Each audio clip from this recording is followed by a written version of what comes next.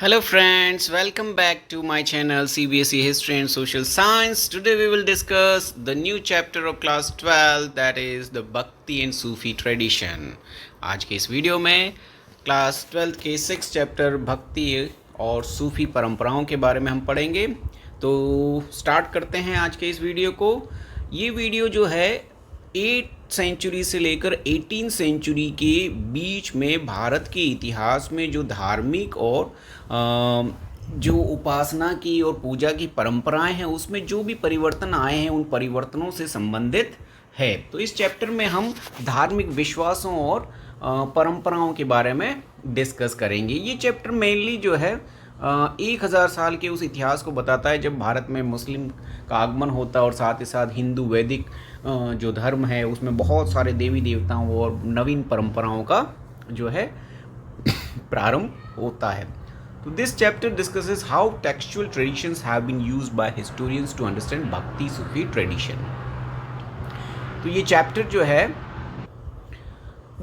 वो मेनली इन बातों को डिस्कस करता है कि कैसे इतिहासकार जो हैं वो भक्ति और सूफी परंपराओं का अध्ययन करने के लिए लिखित इतिहास के स्रोतों का यूज़ करते हैं, कैसे लिखित परंपराओं के द्वारा इतिहासकार जो है भक्ति सूफी के विश्वासों को समझने की कोशिश करते हैं। Perhaps the most striking feature of this phase is the increasing visibility of a wide range of gods and goddesses in this culture as well as in text. इस पीरियड की सबसे महत्वपूर्ण विशेषता जो है वो ये है कि इस पीरियड में हिंदू धर्म में बहुत सारे देवी देवताओं की पूजा जो है वो शुरू हो जाती, उनकी मूर्तियाँ भी बनती और साथ ही साथ जो टेक्स्ट है या लिखित वर्णन है उसमें भी बहुत अधिक मात्रा में उनकी कहानियाँ देखने को मिलती है। तो ये पीरियड जो है बहुत सारे देवी देवताओं की मूर्तियों और उनके संबंधित कहानियों को बताने वाला या उस समय का समय है। At one level this indicate the continued and even extended worship of the major deities Vishnu, Shiva and the goddess, each of whom was visualized in a variety of forms. साथ ही साथ ये जो पीरियड है यह भी indicate करता है कि इस पीरियड में भगवान विष्णु, शिव और जो गॉडेसेस हैं, देवियां हैं, उनकी पूजा जो है देश के बहुत बड़े क्षेत्र में जो है अब और ज़्यादा फैलने लगी। पहले होती थी लेकिन अब वो और एक्सटेंड हो गई और देश के अलग अलग क्षेत्रों तक ये पहुंच गई। तो जो मुख्य देवी देवता हैं विष्णु, शिव और जो माता जी या देवियां हैं उनकी इस समय भक्ति जो है बहुत ज़्यादा बढ़ जाती है। फिर इस समय का एक बहुत महत्वपूर्ण फीचर जो है वो ये है कि इस समय जो है one of the striking example of this process is evident at Puri, Odisha, where the principal deity was identified by the 12th century as Jagannatha, literally the lord of the world, a form of Vishnu. इस period का एक महत्वपूर्ण जो है विशेषता यह है कि इसी समय जो है भारत में पुरी और उड़ीसा के जो एक प्रमुख देवता है भगवान जगन्नाथ जिन्हें कहा जाता है, वो 12वीं सदी से हिंदू धर्म के प्रमुख देवता के रूप में स्थापित हो जाते हैं। विष्णु के एक अवतार के रूप में, जगन्नाथ के रूप में पूजे जाते हैं, जबकि ओरिजिनली वो उड़ीसा के पुरी के आदिवासियों के प्रमुख देवता थे। जगन्नाथ जो इस पिक्चर में हम देख सकते हैं, जो भगवान जगन्नाथ की जो मूर्ति है उनको हम देख सकते हैं। ये 3 मूर्तियां हैं जिसमें सबसे राइट में जो काले कलर की मूर्ति है वो एक्सट्रीम राइट की वो भगवान जगन्नाथ की मूर्ति है। फिर बीच में जो है उनकी बहन है वो सुभद्रा की मूर्ति है और अंत में जो लेफ्ट हैंड साइड पर है वो भगवान कृष्ण के बड़े भाई बलराम की मूर्ति है। तो ये जो मूर्तियां हैं भगवान जगन्नाथ की वो हिंदू धर्म के एक प्रमुख देवता के रूप में, विष्णु के एक रूप में जो है स्थापित इस 12वीं सदी और उसके बाद के समय में हो जाते हैं। इसके बाद such instances of integrations are evident among goddess cults as well. अब इस तरह से अन्य परंपराओं को मानने वाले या वर्ण व्यवस्था से दूर, वैदिक परंपराओं से दूर लोगों के आस्थाओं और विश्वासों का जो है इस वैदिक धर्म में समावेश इस समय को देखने को मिलता है। देवियों की भी बहुत सारी पूजाएं इस समय जो है हिंदू वैदिक धर्म में प्रारंभ हो जाती है जो पहले नहीं की जाती थी। Worship of the goddess often simply in the form of stone smeared with ochre was evidently widespread. अब देवियों की जो पूजा पाठ है वो मुख्यतः उनकी ऐसी मूर्तियां जो हल्के पीले रंग से बनी रहती थी क्ले की, उनकी पूजा इस समय बहुत होने लगी. These local deities were often incorporated within the Puranic framework by providing them with an identity as a wife of the principal male deity. Sometimes they were equated with Lakshmi, the wife of Vishnu, in other instances with Parvati, the wife of Shiva. अब देवियों की ये जो पूजा है, जो वैदिक देवी देवताओं में नहीं शामिल थे लेकिन दूसरे समूहों द्वारा पूजी जाती थी, ऐसी देवियां इस समय हिंदू धर्म की मुख्य देवताओं की पत्नियों के रूप में पूजित होने लगी. और ये जो देवियां हैं वो या तो भगवान विष्णु की पत्नी लक्ष्मी के रूप में या फिर भगवान शिव की पत्नी पार्वती के रूप में इस समय पूजी जाने लगी थी. और इस प्रोसेस को, जिसमें अन्य समूहों के देवी देवताओं को हिंदू धर्म के प्रमुख देवी देवताओं में शामिल कर लिया गया, इसे ही इंटीग्रेशन ऑफ कल्ट्स कहा जाता है. तो ये बहुत महत्वपूर्ण टॉपिक है, इंटीग्रेशन ऑफ कल्ट्स, मतलब अन्य समूहों द्वारा पूजे जाने वाले देवी देवताओं को हिंदू धर्म की मुख्य धारा में शामिल होना इंटीग्रेशन ऑफ कल्ट्स कहलाता है. इसके बाद ये जो देवी पूजा है, इसके लिए एक जो दूसरा वर्ड यूज़ किया जाता है, दैट इज़ तांत्रिक वर्शिप. देवियों की पूजा को ही इस समय तांत्रिक वर्शिप भी कहा गया है. Tantric worship means the forms of worship often associated with goddess were classified as tantric. तो देवियों की पूजा को ही तांत्रिक वर्शिप कहा जाता है. Tantric worship was wide spread in the sub continent. Bharat के इस उपमहाद्वीप में ये बहुत बड़े क्षेत्र में, विस्तृत क्षेत्र में फैली हुई थी देवी पूजा. It was open to women and man. और देवी पूजा जो है मैन और वुमेन दोनों ही कर सकते थे. Those who followed tantric rejected the caste and class within the ritual context. जो तांत्रिक वर्शिप को फॉलो करते थे या देवी पूजन करते थे, वो लोग जो है जाति और धर्म के या वर्ग के जो भेद थे उनको नहीं मानते थे.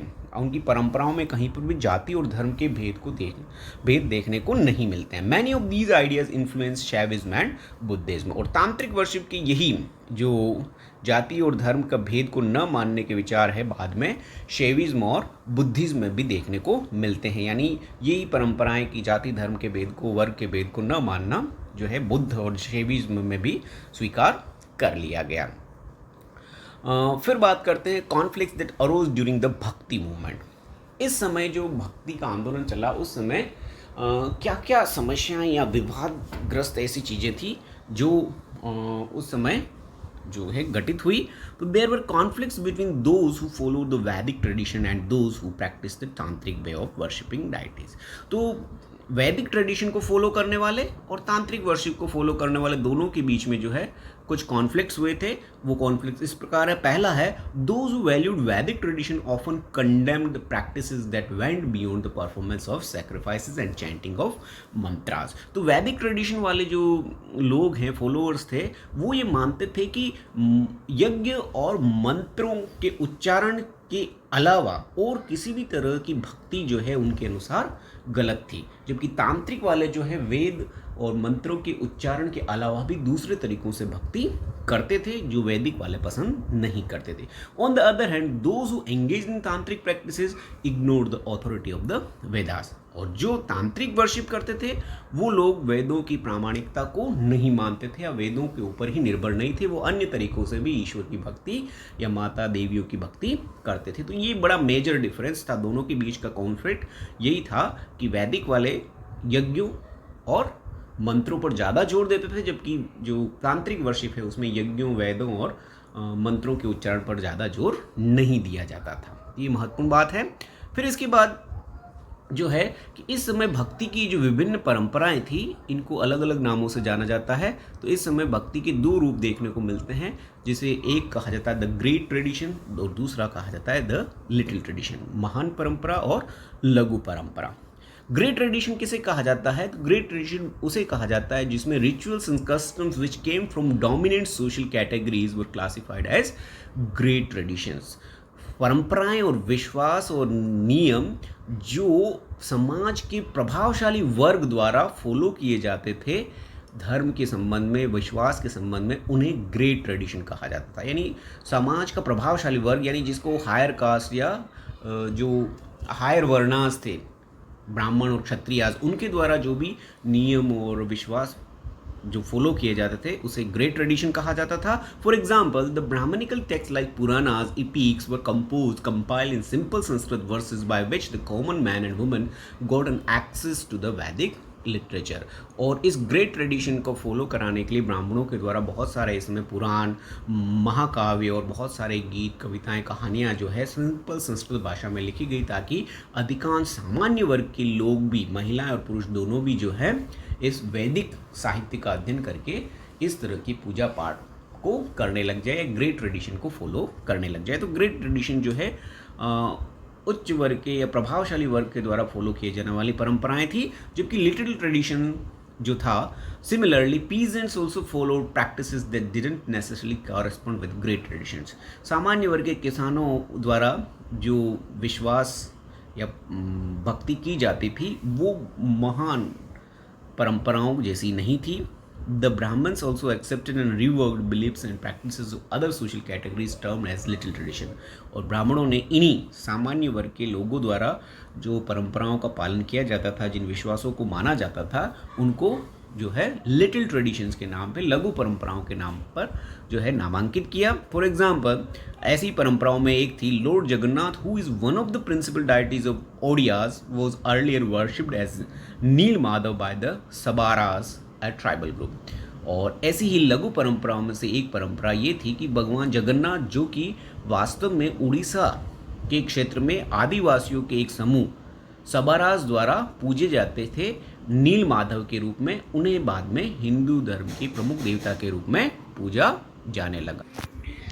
इसी प्रकार से इस समय में भारत में बहुत सारे जो विभिन्न प्रकार की कल्चर या संस्कृतियाँ थी, उनके मेन हिंदू धर्म में, वैदिक धर्म में मर्ज हो जाने से बहुत सारे नई तरह की परंपराओं का इस हिंदू धर्म में विकास हुआ, जिसी को जो है आगे हम इस चैप्टर में देखेंगे. तो दो मुख्य तरह के ट्रेडिशन है. ग्रेट ट्रेडिशंस जो उच्च वर्ण के लोगों द्वारा फॉलो किए जाते थे उसे कहा जाता है. लिटिल ट्रेडिशन जो सामान्य वर्ग के लोगों द्वारा फॉलो किए जाते थे उन्हें कहा जाता है.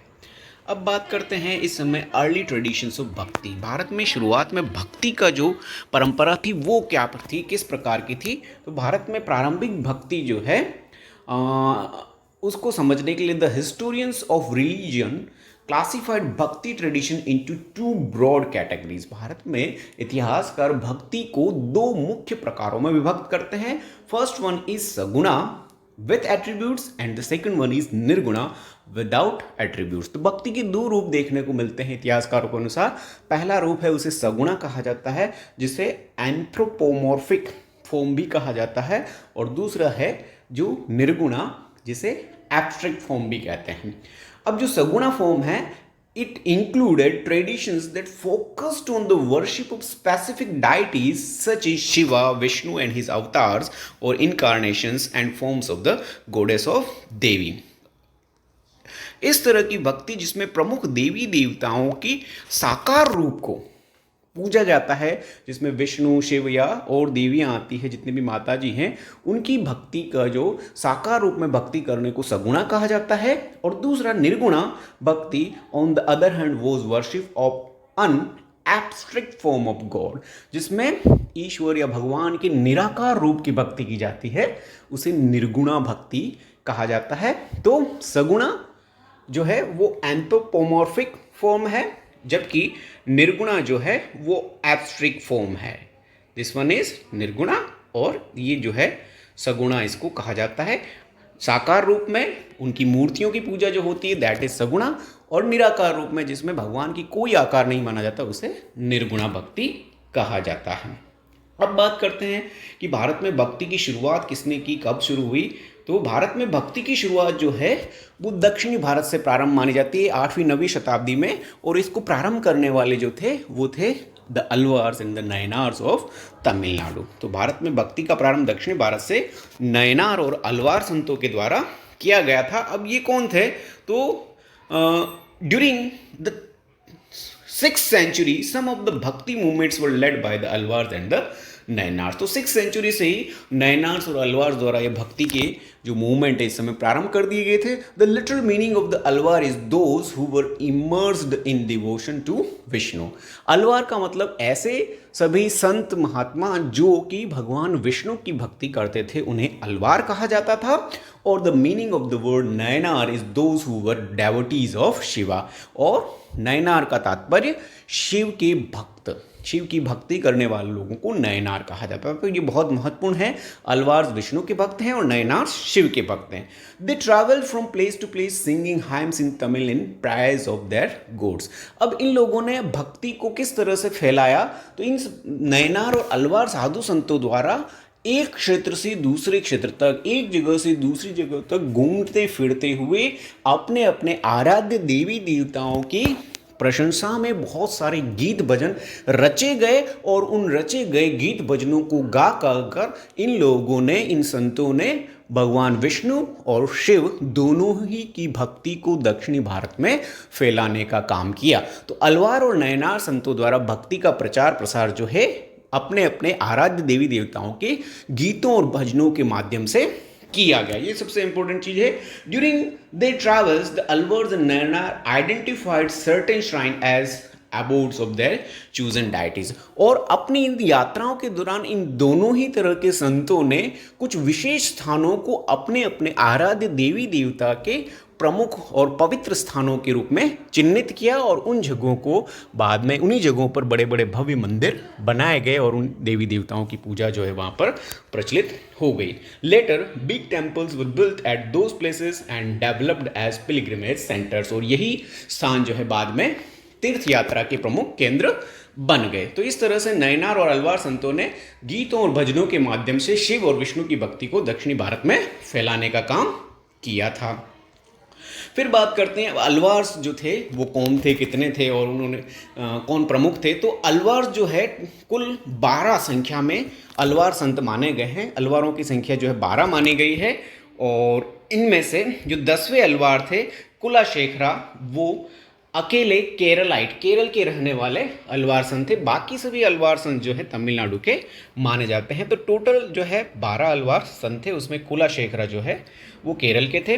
Alvars works of 12 Alvars compiled in the 10th century. इन 12 ही अलवार संतों के सभी गीतों भजनों को 10वीं सेंचुरी में जाकर जो है कंपाइल किया गया और नल ईरा दिव्य प्रबंधन नाम से इस ग्रंथ में लिखा गया। तो अलवार संतों का जो प्रमुख ग्रंथ है उसे नल ईरा दिव्य प्रबंधम कहते हैं। The Nalayira Divya Prabandham was described as the Tamil Veda. और इसी ग्रंथ को तमिल वेद भी कहा जाता है। And the text was significant like the Vedas that were used by the Brahmanas. और इस नल ईरा दिव्य प्रबंधन में लिखे गए गीतों भजनों या इसकी जो लेख हैं उनको दक्षिणी भारत में या तमिलनाडु में उसी तरह से, जिस तरह से उत्तरी भारत में वेदों को माना जाता है, उसी तरह से दक्षिण भारत में नल ईरा दिव्य प्रबंधन को माना जाता है, पूजा जाता है। फिर बात करते हैं नयनार्स की। तो नयनार्स जो है वो कुल 63 नयनार सेंट्स जो थे उनकी संख्या थी। और उसमें पेरिया पूर्णम शेखीजार जो है उन्होंने इन 63 संतों के बारे में बताया है। ये एक विद्वान है जिन्होंने 63 संतों के बारे में लिखा है, नयनार संतों के। और इनके जो प्रमुख संत थे उनके 3 प्रमुख संतों के नाम हैं अप्पार, सुंदरार और संबंधरार।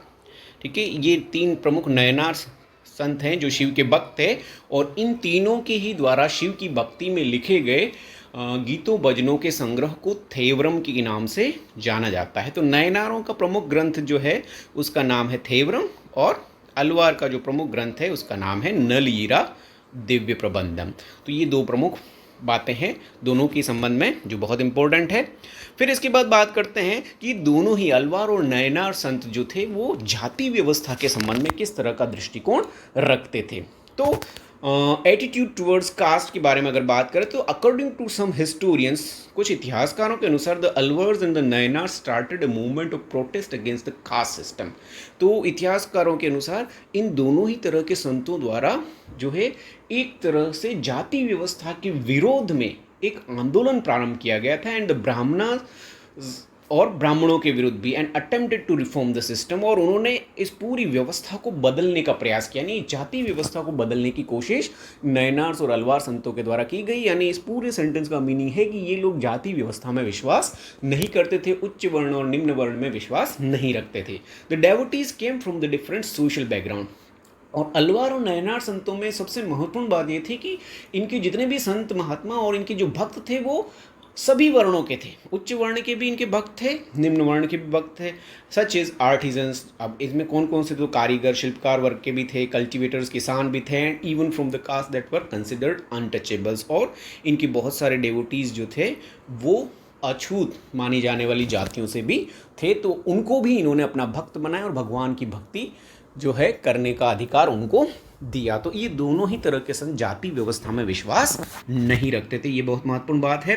फिर आगे बात करते हैं कि इन नयनार और अलवार संतों में से कुछ महिला संत भी हुए हैं जिन्होंने जो है भगवान की भक्ति की है। One of the striking feature of these tradition was the presence of women. इन दोनों ही तरह के जो भक्ति परंपराएं हैं उसमें महिलाओं की उपस्थिति भी देखने को मिलती है। For example, there was a saint poet called Andal, a women Alvar. Alvar संतों में एक महिला संत भी बहुत प्रसिद्ध हैं जिसका नाम था अंडाल।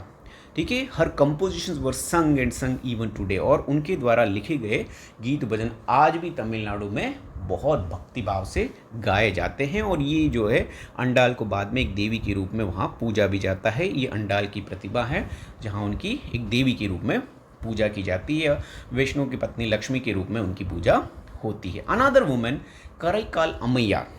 करईकाल अम्मैयार एक दूसरी महिला है, संत है, जो कि अ डेवोटी ऑफ शिवा, जो शिव की एक नयनार भक्त थी, संत थी। Adopted the path of extreme asceticism to attain her goal. उसने जो है एक्सट्रीम एसेटिज्म का रास्ता चुना अपने लक्ष्य की प्राप्ति के लिए, मोक्ष प्राप्ति के लिए।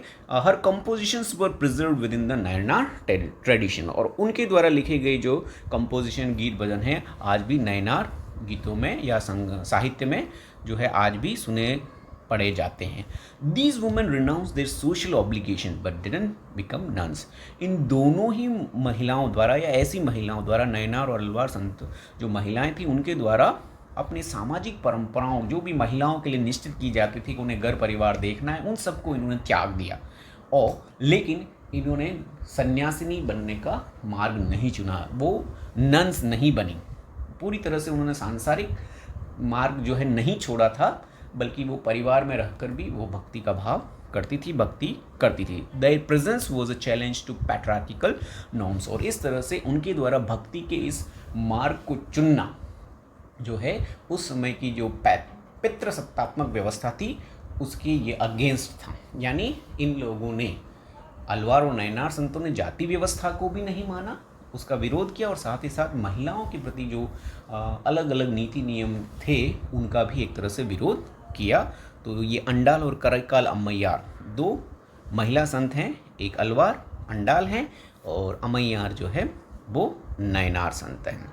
इसके बाद बात करते हैं कि इन दोनों ही अलवार और नयनार संतों ने जो है और भी बहुत सारे विचार रखे हैं, जिसमें ऑपोजिशन टू बुद्धिज्म जैनिज्म। उस समय भारत में जैन और बुद्ध धर्म का भी प्रचार प्रसार हो रहा था, और इन दोनों ही तरह के संतों ने जैनिज्म और बुद्धिज्म का विरोध किया।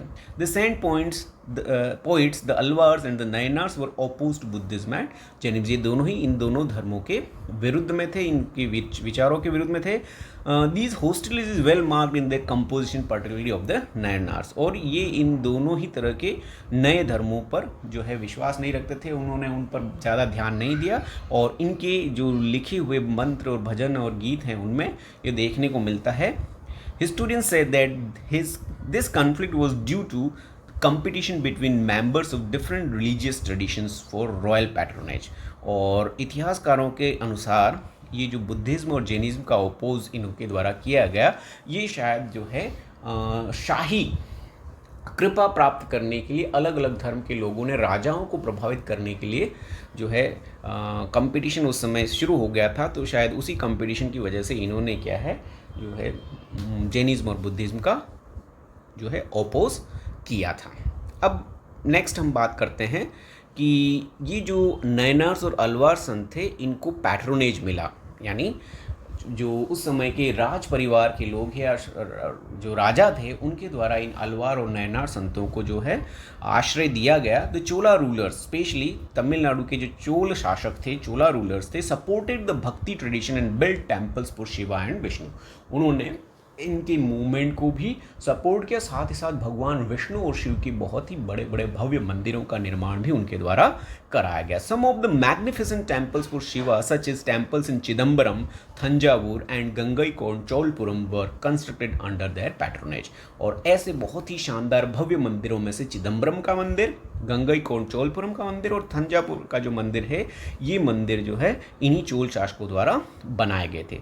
The Chola rulers build temples often to claim divine support and proclaim their own power and status and adorn those temples with stone and metal sculpture to represent the vision of the popular sense। इन चोल शासकों ने अपने शासन के प्रति जो है divine support, देवी जो है सपोर्ट के लिए, साथ ही साथ उन्होंने अपने पावर और स्टेटस को दिखाने के लिए भी इन बड़े बड़े भव्य मंदिरों का निर्माण कराया। और इन मंदिरों में उन्होंने पत्थर और धातु की अनेक तरह की मूर्तियों को बनवाया, स्पेशली अलवार और नयनार संतों की मूर्तियों को इनके द्वारा बनवाया गया और इन मंदिरों में लगवाया गया। तो इस तरह से चोल शासकों ने नयनार और अलवार संतों को जो है पैट्रोनेज दिया।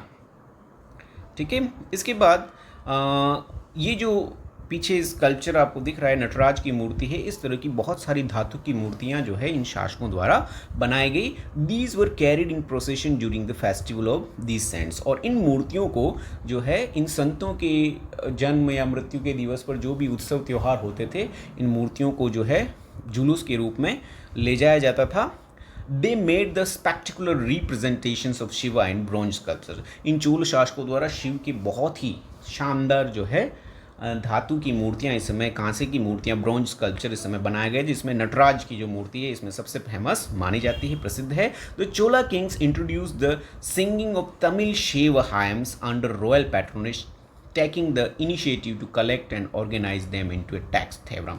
और इन्हीं चोला शासकों के द्वारा जो है नयनार संतों में के द्वारा लिखित जो भजन थे उनको संकलित करने का या उनको कंपाइल करने का काम भी इन्हीं चोल शासकों द्वारा किया गया। और उनके नयनार संतों के इस संकलित ग्रंथ को थेवरम कहा जाता है। तो उस थेवरम को संकलित कराने का काम भी चोला शासकों द्वारा किया गया। According to inscriptional evidence, the Chola king Parantaka first had constructed the metal images of Appar, Sammandarar and Sundarar in Shiva temple।